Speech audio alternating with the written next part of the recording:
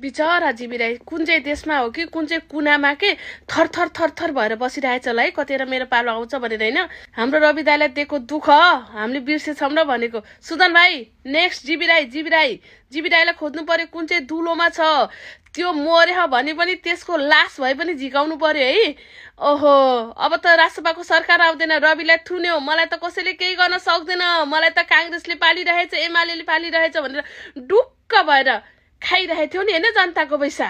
अब एक निस्किन्छ जनताको पैसा, एक निस्किन्छ। जीवी राई तिमी बसेर हेरिहाउ होला होइन, अब पालो तिम्रो हो, कि त तिमी फाँसी लाएर मर कि त तिमी अब नेपाल आऊ है। यो जीवी राईलाई त फाँसी दिएर यसको लास बाटामा लगेर फाल्दै हुन्छ, बाटामा लगेर त्यही सहकारी पीडित छ नि, जुन छ नि सहकारी पीडितहरू हो तिनीहरूको अगाडि लगेर फाल्दै हुन्छ यसको शरीरलाई। त कम त गर्यो यो मान्छेले, कम त गर्यो, त्यति मात्रै कहाँ गरेर यो मान्छेले गर्दा रवि दाईलाई यति दुःख दियो यो मान्छेलाई लुकाएर रवि दाईलाई दिएको दुःखको एक हिसाब गर्नुपर्छ।